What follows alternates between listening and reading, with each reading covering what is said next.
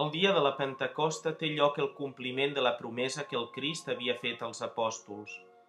Al vespre del dia de Pasqua, Jesús alenà damunt d'ells i els digué: «Rebeu l'Esperit Sant». La vinguda de l'Esperit Sant, la diada de la Pentecosta, renova i porta a plenitud aquest do de manera solemne i amb manifestacions externes. Així culmina el misteri pasqual. L'esperit que Jesús comunica crea en el deixeble una nova condició humana i produeix unitat. Quan l'orgull de l'ésser humà el porta a desafiar Déu amb la construcció de la Torre de Babel, Déu confon les llengües dels homes i aquests no es poden entendre. La diada de la Pentecosta succeeix tot el contrari. Per la gràcia de l'Esperit Sant, gent de diversos idiomes i procedències entén els apòstols.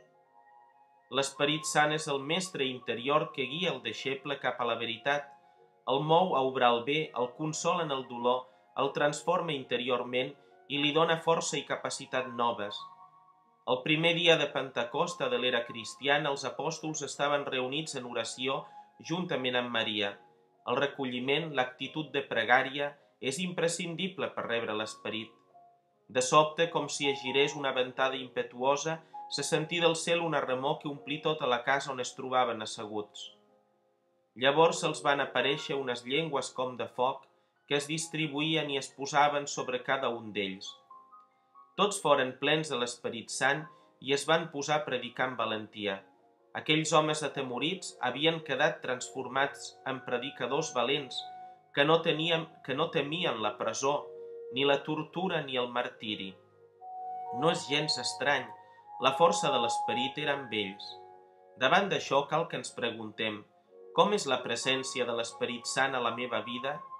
L'Esperit Sant, la tercera persona de la Santíssima Trinitat, és l'ànima de la meva ànima, la vida de la meva vida, l'ésser del meu ésser, és el meu santificador, l'hoste del meu interior més profund. Per arribar a la maduresa en la vida de la fe, cal que la relació amb ell sigui cada cop més consistent, conscient i personal.